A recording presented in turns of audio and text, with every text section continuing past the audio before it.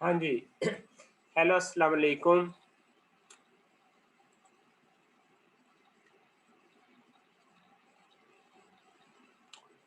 अ, हम इंशाल्लाह next article भी जो है वो इस पे करते हैं, लेकिन चूँकि इस आर्टिकल में हम ने ये ऑब्ज़र्व किया कि ये बहुत इम्पोर्टेंट आर्टिकल है, जिसको मैंने अभी जो है वो स्टार्ट किया हुआ था, रेक्टिलिनियर मोशन का।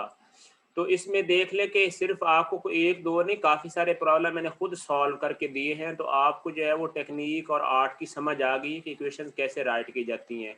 स्टिल मैं आपको जो है वो 2-3 प्रॉब्लम्स और करवा देता हूँ, चूँकि इस एक आर्टिकल में इतने ही प्रॉब्लम्स होते हैं, ठीक है ना? अगर आप लाइव भी मेरे पास होते ऑन कैंपस भी, तो आपको जो है ना वो इतने ही प्रॉब्लम समझाने होते हैं।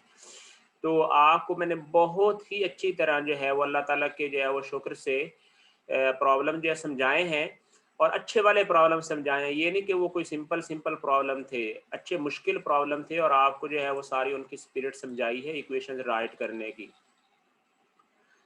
तो ये प्रॉब्लम नंबर 2 से ले 17 है, उसके बाद जो है ना 2 से ले 16 तक हमने कल किए थे। 2 से ले 17 एक प्रॉब्लम ये भी बड़ा इम्पोर्टेंट है, और इस तरह के प्रॉब्लम एग्ज़ाम लेवल के होते हैं। यानी यूँ समझिए कि इस तरह का जो प्रॉब्लम है आपके पास 10-12 नंबर का जो है वो आ जाता है, और इससे कॉम्प्लेक्स इंजीनियरिंग प्रॉब्लम भी डिज़ाइन हो सकते हैं इस तरह के प्रॉब्लम से, सही है? तो ये जो है वो रेक्टिलिनियर मोशन का कोर जो है वो प्रॉब्लम इस तरह के होते हैं, 2 से ले 17 जैसे है।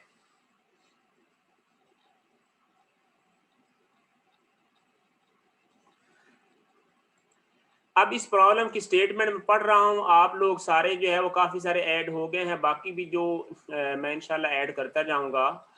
सो इसकी स्टेटमेंट्स हम रीड करते हैं, और साथ आप भी ये इसको जो है वो आपको स्क्रीन अच्छी तरह नज़र आ रही होगी, ताकि मैं इसको और क्लैरिटी दे दूँ, स्क्रीन पे आपको नज़र आ रहा होगा। 2/17 प्रॉब्लम जो है, वो इसको हमने खुद करना है, और मैं इसको समझना है बहुत अच्छी तरह, ठीक है ना? उसी स्पिरिट के साथ जैसे हमने बाकी प्रॉब्लम्स किए हैं। तो ये सिर्फ़ और सिर्फ़ जो है वो आपकी फ़र्दर अंडरस्टैंडिंग के लिए समझा रहा हूँ, रेक्टिलिनियर मोशन को, ठीक है? क्योंकि हमने अगला आर्टिकल अभी-अभी जो है वो स्टार्ट करना है, और उसका भी 1-2 प्रॉब्लम करने हैं, जो नेक्स्ट आर्टिकल है ना, चूँकि हमने हर वीक में हमने एक आर्टिकल को नेक्स्ट टच जो है वो लाज़मी देना है, सही है? तो 2/17 जो प्रॉब्लम है, ये प्रॉब्लम भी मैं आपको खुद समझा रहा हूँ। ये देखें, इसमें कहता है कि अ गेम रिक्वायर्स 2 चिल्ड्रन, ठीक है ना? मैं थोड़ा इसको जो है वो लेस ज़ूम करता हूँ, ताकि वो नीचे नज़र भी आए डायग्राम। वो कहता है कि a game requires 2 children each throw a ball upward as high as possible from point O. ये देखें, पॉइंट ओ पे ए और बी 2 जो है वो चिल्ड्रन के नाम रखे हुए हैं। एक चिल्ड्रन ए है, दूसरा चाइल्ड जो है वो बी है, ठीक है ना? एक चाइल्ड ए है, दूसरा चाइल्ड बी है। ये जो दोनों चिल्ड्रन हैं, ये जो है वो ऊपर जो है वो बॉल जो है वो थ्रो करते हैं। जो ए है वो क्या, V1 उसकी इनिशियल वेलोसिटी है जिसके साथ वो थ्रो करता है, और जो चाइल्ड 2 है वो V2 वेलोसिटी के साथ, यानी इनिशियल वेलोसिटी है, ठीक है ना? ये V2 क्या है, इनिशियल वेलोसिटी है। बेशक इसके साथ नॉट लिख लें या जो लिखना चाहते हैं, लेकिन इसको है ये इनिशियल वेलोसिटी, और ये इस पॉइंट के ऊपर से क्या है, वो उसको जो है वो थ्रो किया जा रहा है। पहले तो हमने प्रॉब्लम को जो है वो समझना है अच्छी तरह। जी, क्या कहता है वो प्रॉब्लम की स्टेटमेंट में, वो कहता है कि throw ball up as high as possible from point O से। वो पॉइंट ओ से जितनी उनकी मतलब कैपेसिटी थी, जितनी पावर थी उनकी जो है वो, तो वो उसको ऊपर फेंक दे, and then run horizontally in the opposite directions. फिर क्या होता है कि वो अपोज़िट डायरेक्शन पे, यानी उन्होंने क्या काम किया है, वो इस तरह ऊपर बॉल फेंकी, और फिर इसने इधर भागना शुरू कर दिया है, और इसने क्या है, इधर जो है वो राइट वार्ड भागना शुरू कर दिया है। ठीक हो गया ना? जो ये प्रॉब्लम की स्पिरिट है। अच्छा जी, the child who travel the greater distance before their thrown ball impact the ground wins. वो कहता क्या है, वो कहता है कि जनाब, इन दोनों जो है वो चिल्ड्रन ने बॉल्स अपनी-अपनी जो है वो ऊपर थ्रो की, उसके बाद जो है वो अपोज़िट डायरेक्शंस में जो है वो रनिंग स्टार्ट कर दी। तो इन दोनों जो है वो चिल्ड्रन में से जो चाइल्ड जो है वो सबसे ज़्यादा डिस्टेंस ट्रैवल करता है, इससे पहले कि उसकी जो बॉल है वो रिटर्न होकर ग्राउंड को स्ट्राइक करती है, तो वो जो चाइल्ड होगा वो जो है वो रेस को विन कर जाएगा। तो उन्होंने जो है वो जो है वो ये विनिंग का ये टारगेट जो है वो रखा हुआ है इस पॉइंट को। वो कहता है कि if the child a throws a ball upward with a velocity of v 170 feet, initial velocity जो है जिसके साथ ऊपर फेंका वो कितनी है 70 फीट। ठीक हो गया। अच्छा जी, 70 फीट के साथ उसने ऊपर फेंका and immediately runs left ward eight a constant speed of V A. अब वी ए क्या है, ए की जो है वेलोसिटी है लेफ्ट की तरफ, वो उसने जो है वो भागना शुरू कर दिया है, सही है ना, और उसकी इनिशियल वेलोसिटी ऊपर की तरफ v1 है। ठीक हो गया।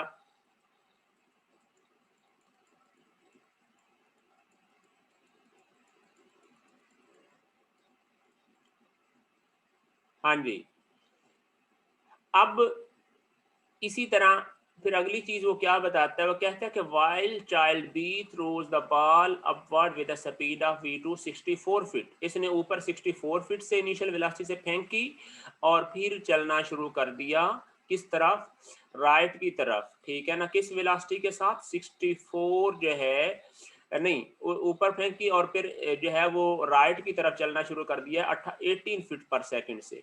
तो उसकी जो है वो इस तरह वेलोसिटी कितनी है 18 फीट पर सेकंड है।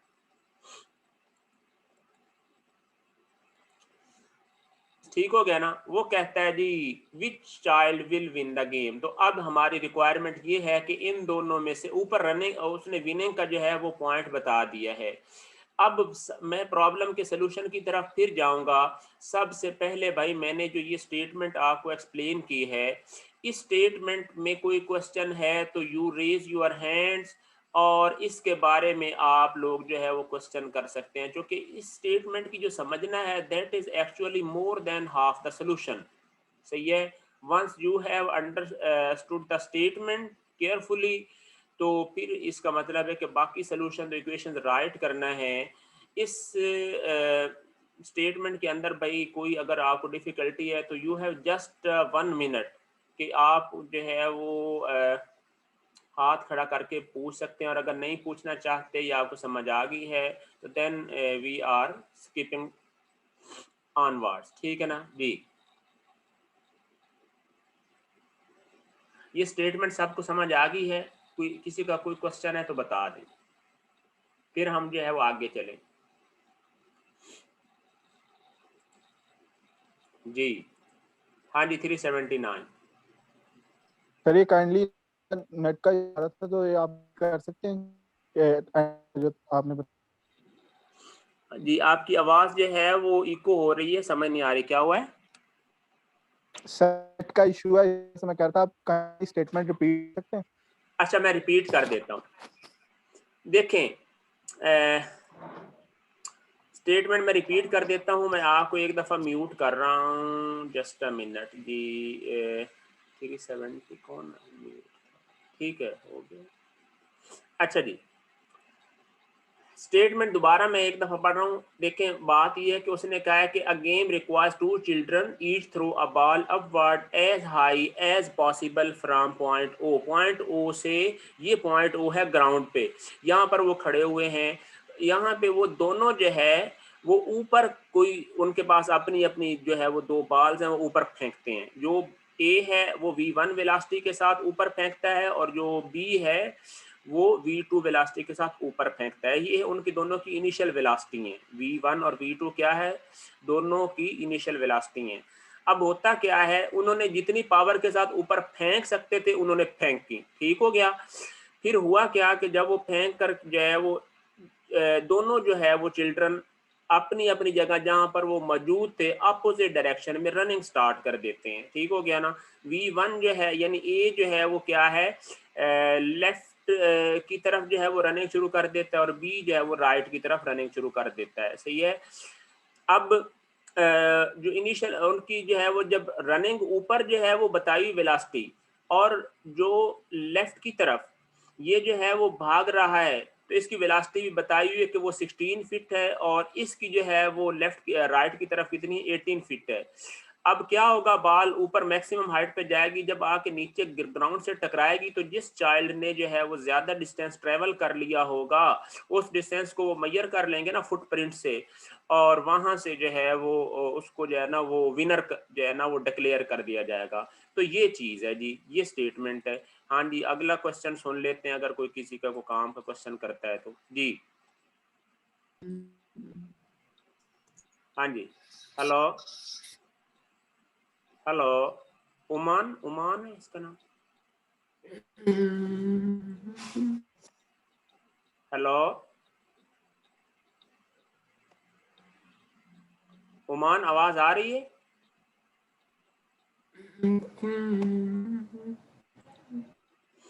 चले जी, ये तो गया फिर। अच्छा जी,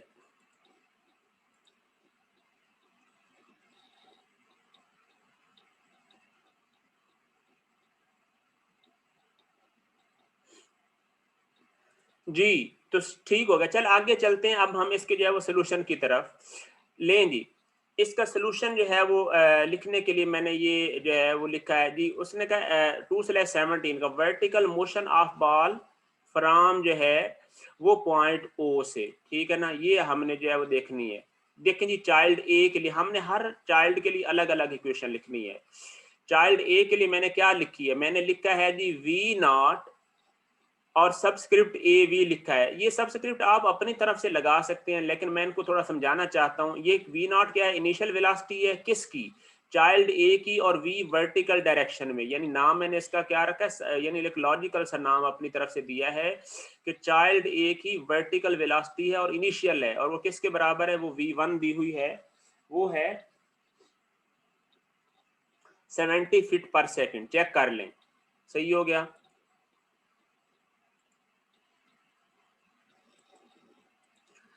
ये आ गया। फिर आगे ये मैंने जो है वो इसमें वैल्यूज पुट की हैं कि वी ए बी किसके बराबर हो गया, वो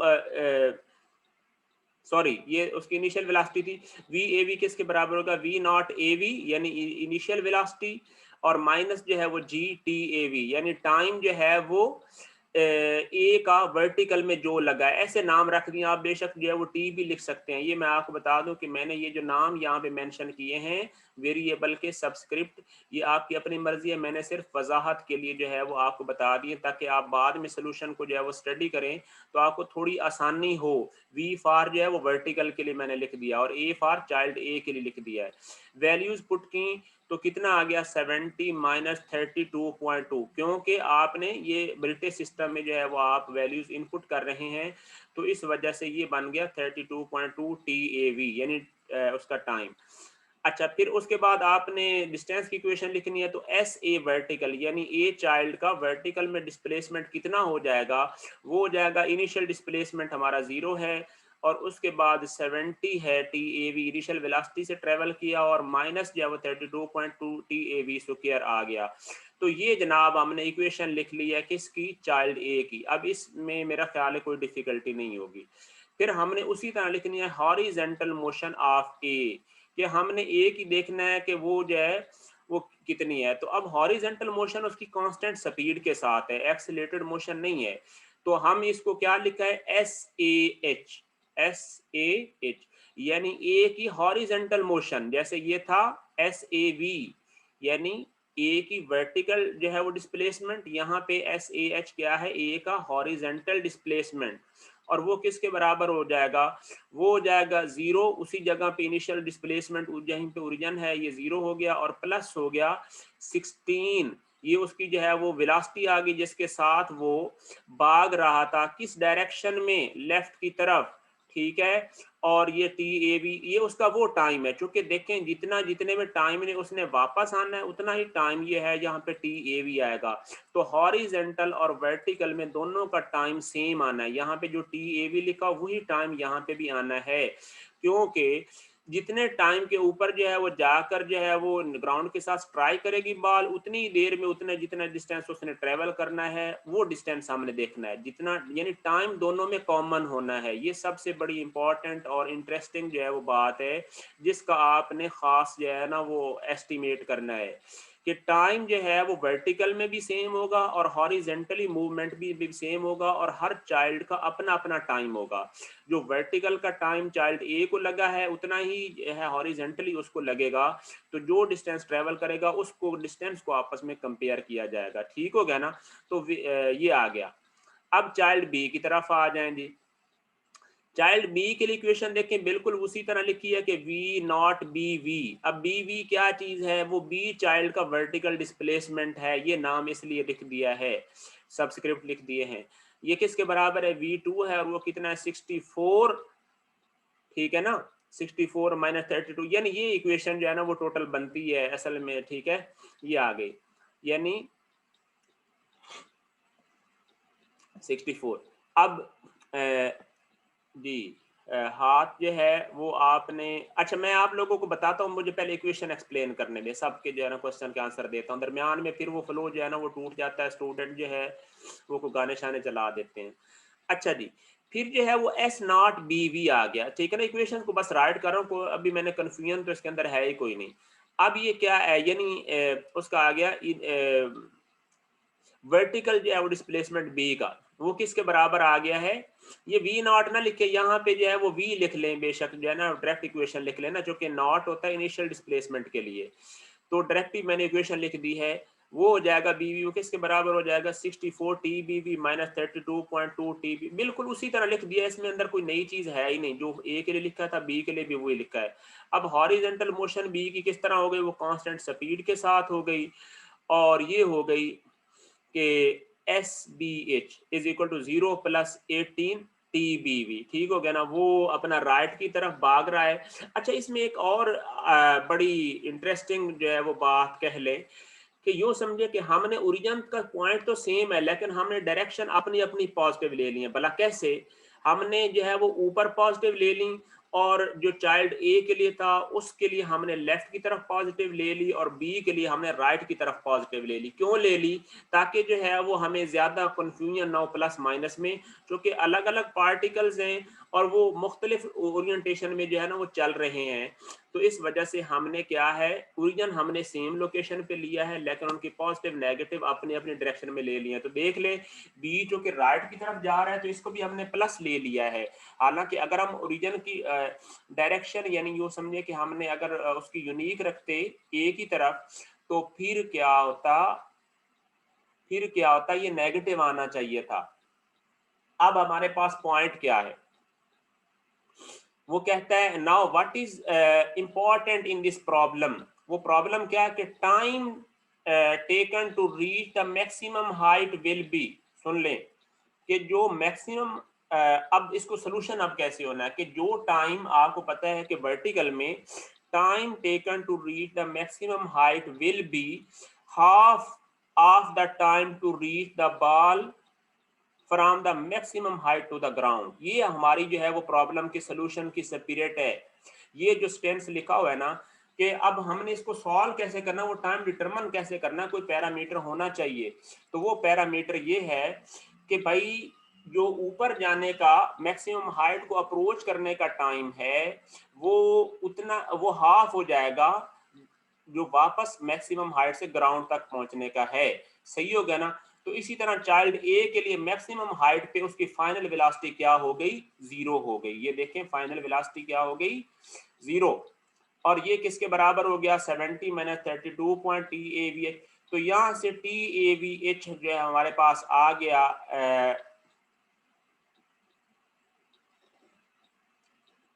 जी, ये आ गया मैक्सिमम हाइट। ये जो कैपिटल एच लिखा हुआ है ये मैक्सिमम हाइट का टाइम है ना, टी ए वी यानी वर्टिकल यानी जाने का टाइम है, लेकिन मैक्सिमम हाइट तक क्या है। तो ये एच को हॉरिजॉन्टल से ना कंफ्यूज करना, ये मैंने पॉइंट के नाम दिए हुए हैं, आपको यहाँ से आसानी होगी।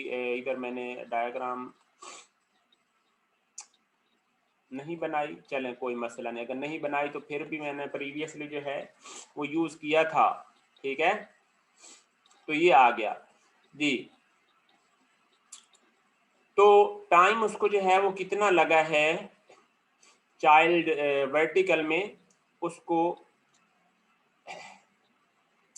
ये टाइम लगा जी 2.17, यानी ए चाइल्ड के बाल को वर्टिकल तक अप्रोच करने का टाइम कितना लगा है उसको 2.17, ये 39, आगे जो है वो 3 डेसिमल तक या 4 डेसिमल तक लिखना है अगर आपने एग्जैक्ट आंसर लाना है तो।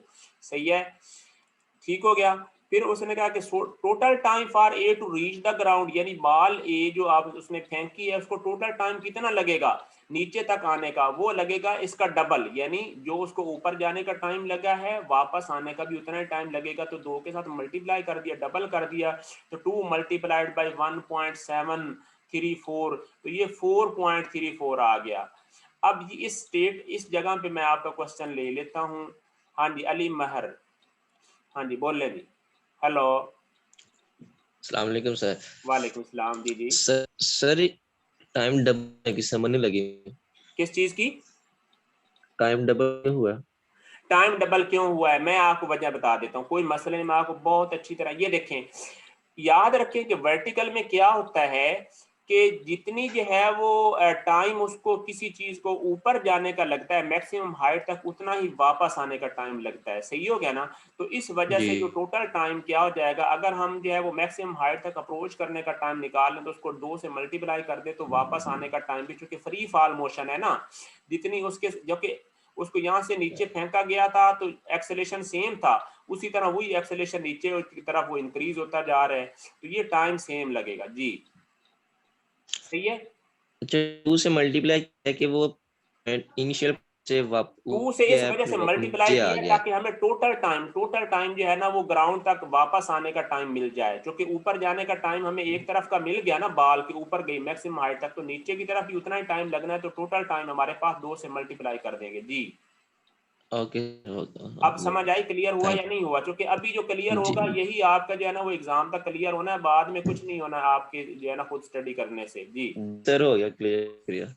तो ये इसलिए 2 से, यानी प्रॉब्लम को आप थोड़ा सा बाद में देखेंगे ना आपको सारा ये क्लियर हो जाएगा, अगरचे थोड़ा सा रफ सा लिखा हुआ है मैंने जो कि मैनुअली सॉल्व किया है, तो आप इसको थोड़ा अपने तौर पे नीट कर लेना, तो ये आपको बिल्कुल क्लियर हो जाएगा सोल्यूशन, तो मैं इस वजह से खुद बता रहा हूँ जी। तो टोटल टाइम जो है वो इसका बन गया है जी ये 4.34, किसका बन गया, ए का वर्टिकल में। अब distance covered by the child a horizontally कितना होगा, वो होगा कि यही जो टाइम आपने निकाला है उसकी हॉरिजेंटल की जो वेलोसिटी थी वो कांस्टेंट जो है वो वेलोसिटी वाली इक्वेशन के अंदर एस ए एच के अंदर पुट कर दें, तो ये हो जाएगा 16 मल्टीप्लाइड बाय 4 पॉइंट, ये मैंने 4 डेसिमल तक ले लिया है ताकि एग्जैक्ट आंसर आ जाए, तो ये आ जाता है जी 69.56 फीट आ जाता है। कितना आ जाता है? 69.5 फीट। ये है जो चाइल्ड ए ने हॉरिजेंटल डिस्टेंस ट्रेवल किया है उसके दौरान, टोटल टाइम के दौरान। सही सही हो गया, तो ये आ गया। अब हम चलते हैं जी बी के लिए। Similarly for child B for vertical case, उसका वर्टिकल केस में क्या हो जाएगा, उसका भी मैक्सिमम हाइट पे 0 हो जाएगा, तो 64 माइनस 32.2 टी बी वी और एच हॉरिजेंटल आ गया, और इसको जब हमने इसका टाइम निकाला तो वो आ जाता है 1.9875। ये अगला डेसिमल मैंने बाद में नहीं लिखा था, लेकिन बाद में मैंने चूंकि आंसर जो है ना वो चूंकि उसने निकाला हुआ था, why you multiply horizontal time by नहीं नहीं why you multiply horizontal time by 2 to get vertical time। हाँ, ये स्टूडेंट को यार कन्फ्यूजन हो रही है, मैं बार बार ये दोबारा बता दूं, मेरे सब्सक्रिप्शन में जो है वो लिखने में थोड़ा उसको मुश्किल लग गई होगी। ये जो एच है असल में ये हॉरिजेंटल नहीं है, ये है मैक्सिमम एपेक्स का पॉइंट है, पीक का, तो इस वजह से ये एच लिखा है, ठीक है ना। जो ये इधर ए एच लिखा हुआ था वो हॉरिजेंटल का था, और लेकिन ये जो मैंने लिखा है ना मैक्सिमम हाइट के ऊपर, ये उसके लिए कैपिटल एच लिख दिया, टी ए भी टाइम है और मैक्सिमम हाइट का है, ये हॉरिजेंटल का नहीं है टाइम, वर्टिकल का टाइम है और उसको 2 से मल्टीप्लाई किया है। सही हो गया ना। और ये इस जो टाइम है इसको हॉरिजेंटल वाली वेलोसिटी की इक्वेशन में डिस्प्लेसमेंट की इक्वेशन में पुट करके जो है वो टोटल डिस्प्लेसमेंट निकाला है हॉरिजेंटल का जी। तो ये मैंने बता दिया, सही है ना, ये कंफ्यूजन थी स्टूडेंट की। फिर इसी तरह ये देख ले कि मैक्सिमम हाइट के ऊपर ये जो एच लिखा हुआ है ये भी इसीलिए लिखा हुआ है जी। सर वेलोसिटी और स्पीड की इक्वेशन में टाइम के साथ 32.2 क्यों है? क्योंकि हमारी ब्रिटिश सिस्टम की है, यूनिट्स हमारे पास ब्रिटिश सिस्टम की हैं। जब फिट पाउंड सिस्टम होता है तो उस वक्त जो है वो जी की वैल्यू होती है 32.2 फिट पर सेकंड। ये याद रख लें और इम्तिहान में आपने अपने मतलब सर में 2-3 थप्पड़ भी मारने हैं जब आपने ये प्रॉब्लम कोई करना है ना, कि इसमें 9.81 वो रटा हुआ SI यूनिट्स वाला ना डाल देना। आपने जो है वो ब्रिटिश सिस्टम वाला 32.2 फुट ही पुट करना है। स्टूडेंट सबसे बड़ी ब्लंडर ये करके आते हैं। और याद रखें आंसर सही होने के भी नंबर होते हैं, फुल नंबर कभी भी नहीं मिलेंगे अगर आपके आंसर जो है वो गलत होंगे, क्योंकि एग्जामिनर जो है पेपर चेक करते हुए सबसे पहले उसका आंसर देखता है, फिर वो प्रॉब्लम के रिवर्स की तरफ जाता है और उसके मेथड को देखता है। ठीक है ना, तो ये होता है फास्ट चेकिंग का तरीका। सही है ना, तो सबसे पहले आंसर दिखा जाता है। ठीक है ना, तो इस वजह से आपने क्या काम जो है वो करना है, 32.2 ब्रिटिश सिस्टम में जो है वो वैल्यू आती है, तो इसको जो है वो पुट किया जाता है। ठीक हो गया ना, तो ये आ गया जी 1.987। Time to reach the ball to ground क्या है, यानी बी के लिए उसका डबल हो जाएगा, यानी टाइम टी बी वी जो है वो आ गया। हाँ जी सर, ऐसे तो बोर्ड में ही होता है, क्या बोर्ड में होता है? नहीं, वो कहता है सर डायरेक्ट टाइम निकाल ले V1 को, एक मिनट, ये क्या कहता है सर, डायरेक्ट टाइम निकाल ले V1 को यूज करते हुए, V1 को यूज करते हुए, और फिर S1 निकाल ले V1 और T1 को यूज करते हुए। यार देखें बात सुने, इसकी स्टेटमेंट की हाशिर है माशाल्लाह 360। इसकी स्टेटमेंट की मुझे समझ नहीं आई जो इसने चैट में लिखी है, लेकिन मैंने ये यहाँ पे आप लोगों को दिखा दी है। ये जो आपकी देखो अपनी जो सजेशन है ना, आप मेरे बहुत प्यारे स्टूडेंट हैं, मैं आपकी बहुत रिस्पेक्ट करता हूँ। ये आप अपनी जो सजेशन है इसके मुताबिक आप करना, बाद में ट्राई करना, लेकिन मुझे जितनी समझ थी, जैसे मुझे समझ आई है भाई मैंने ऐसे करवा दिया, आप बस इसको समझ लें। आपके जो तरीके हैं ना वो तो आपको आते हैं, जो मैं बता रहा हूँ उसको बस जो है वो गरीब करें। आप देखें कि यार टीचर ने जो मक्खी मार दी है, हम उसको देखते हैं कि वो उसने कैसे काम किया, चलो उसकी तो समझ में कोई नई चीज आ जाएगी ना। जो आपको आता है तो वो तो बेहतर है, वो आप अपने तक रखें। उसकी जो है वो अपनी जो एक्सपीरियंसेस हैं, जो अपनी एक्सपर्टीज हैं, उनको आप एग्जाम में डेमोस्ट्रेट करें, या बाद में कोई आप खुद बेटर सोल्यूशन करके मुझे प्रेजेंट कर दें। लेकिन अभी मैं आपका सोल्यूशन जो है वो नहीं समझ सकूंगा। अभी जो बात है, अगर आपको मेरी बात समझ आ रही हो तो इसको जो है वो करें। जी जी सर, इल्म बनते से बांटने से बढ़ता है। भाई इल्म बांटने से बिल्कुल बढ़ता है, लेकिन अब जब मैं इल्म बांट रहा हूं तो उतने उस टाइम में अगर आप ये बांटना शुरू कर देंगे तो फिर जो है ना वो यहाँ पे बंटवारा हो जाएगा। ठीक है ना, और फिर बंटवारे में आपको पता है फिर क्या हो जाता है। सही है ना, तो अभी जो है वो खैर मैं बांट लूं, जो कि मुझे जो है ना वो इस बांटने के जो है ना वो मतलब यूनिवर्सिटी पे कर रही है ना, आपको मेरे शहजादे पे तो नहीं कर रही ना, आप तो यूनिवर्सिटी को पे कर रहे हैं। तो यहाँ पे जिसको यूनिवर्सिटी पे कर रही है और जो तो उसको जो है ना वो करने दें। अब ठीक है ना, फिर ये बात बड़ी लंबी हो जाएगी।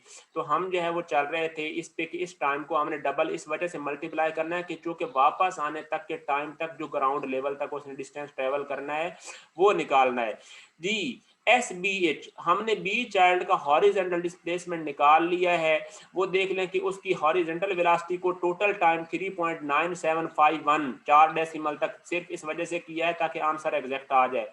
यह आ जाता है जी 71.5527।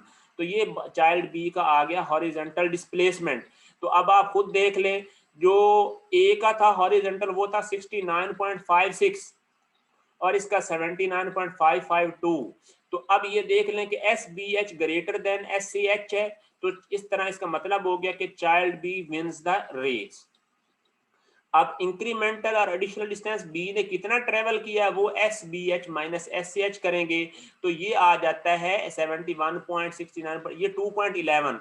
अब वहां पे जो बुक में आंसर दिया हुआ है ना वो दिया हुआ था, यानी ये 2 डेसिमल तक यूज करो तो वो मतलब 2.11 आता है। लेकिन अगर 4 डेसिमल तक आप यूज करो, सुन लो ना, चूंकि रेस का मामला है ना, ताकि वो जो है वो 4 डेसिमल तक ले रहा है, तो यहाँ पे 71.5527 तक अगर आप यूज करो और 69.56 ये एग्जैक्ट आंसर आता है 4 डेसिमल तक, तो ये 1.988 फिट आ जाता है, एग्जैक्ट आंसर आ जाता है। ये लो मैंने ये कर दिया जी।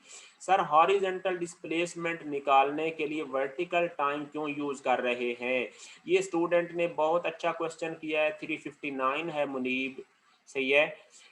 हॉरिजेंटल डिस्प्लेसमेंट निकालने के लिए वर्टिकल टाइम अपना अपना क्यों यूज कर रहे हैं? चूंकि प्रॉब्लम की स्टेटमेंट में उसने कहा है कि जितने टाइम में हर चाइल्ड की बॉल जो है वो वापस आकर जो है वो ग्राउंड से स्ट्राइक करेगी, तो जितना टाइम उसको लगेगा उस टाइम के दौरान उसने जितना हॉरिजेंटल भाग लिया होगा, तो वो जो है वो डिस्टेंस जिसका जितना ज्यादा होगा वो गेम को विन करेगा। तो इसलिए हमने जितना टाइम उसको वर्टिकल में लगा था वही टाइम वर्टिकल का निकाल के हमने हॉरिजॉन्टल में यूज कर लिया है, ताकि हम हॉरिजॉन्टल का डिस्प्लेसमेंट निकाल लें। ये रीजन है जी, सही है।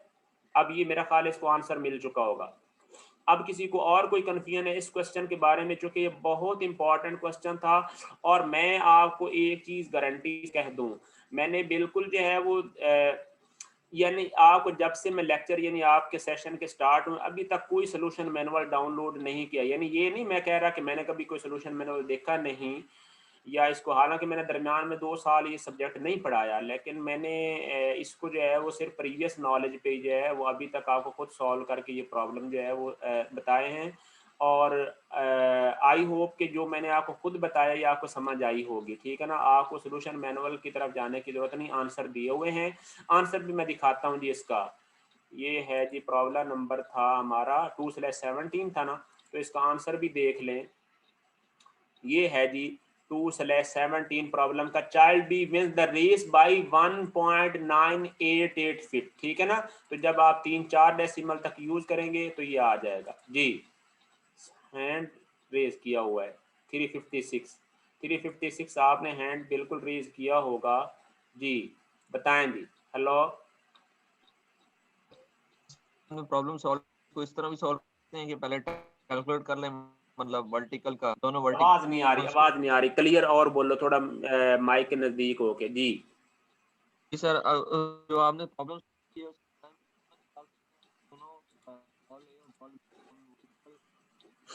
आवाज बिल्कुल नहीं आ रही भाई, मुझे बिल्कुल नहीं आ रही। मैं तो भाई वो ऐसे नेट हाँ जी नेट का इशू है। भाई, नेट का इशू है तो अब आवाज तो यहाँ पे आएगी तो फिर ही बात चलेगी ना। जी जी जी, चाइल्ड का नेट इशू है नेट इशू तो, लेकिन आप बताएं किसी तरीके से जो भी करना है। अब मुझे बात समझ आएगी तो फिर ही आगे मैं आंसर दे सकूंगा ना जी। ओके, फिर किसी और का कोई क्वेश्चन है तो बता दो। बहरहाल मेरी तरफ से ये देख लें, बहुत इंपॉर्टेंट प्रॉब्लम था और इसका सोल्यूशन मैंने कर दिया है। और मेरा ख्याल ये बनता है कि अगर आप लोगों को मेरी बात समझ आए तो आप को मैं थोड़ा सा टाइम देता हूं, जिसके दौरान आप सारे पेपर निकाल लें। और ये जो प्रॉब्लम मैंने किया है ना, इसको हम आगे फिर चलेंगे। ये 10:39 हो गए हैं, तो आपके पास 10 मिनट है। 10 मिनट के अंदर ये प्रॉब्लम जो मैंने किया है ना, इसको खुद करके कैलकुलेटर यूज करके ना इस प्रॉब्लम को सारे अपने अपने तौर पे कर लो, और फिर बाद में जो है वो मुझे रिपोर्ट करना। फिर मैं इंशाल्लाह जो है वो ये 10:50 पे ना आगे स्टार्ट करूंगा, क्योंकि ये प्रॉब्लम इंपॉर्टेंट है। इसको आप अभी के अभी जो है ना वो पेजेस निकाल के जो है ना वो इस प्रॉब्लम को समझ लो। चूंकि जो टाइम पे समझ आ गया ना, इस अभी सोल्यूशन भी आपके पास है, बाद में आप लोगों को टाइम नहीं मिलेगा। तो 10 मिनट है, इसके दौरान इस प्रॉब्लम को आपस में डिस्कस कर लो या ये अच्छी तरह समझ लो, ठीक है ना। 10 मिनट दे दूं, 5 मिनट दे दूं आपको, तो 10 मिनट में जो है ना वो हम ये प्रॉब्लम को आप करो। फिर हम 10 मैंने सोल्यूशन आपको जो है ना वो नहीं, आप अब खुद करो। समझ तो आपने एक दफा ले लिया ना सर, 2 मिनट ही बहुत है। हाँ, ये बात बिल्कुल आपने सही की है। तो भाई इसको जो है ना 10:40 हो गए हैं, तो ये 10:43 तक जो है ना 3 मिनट मैंने अपनी तरफ से दे दी। आप इसको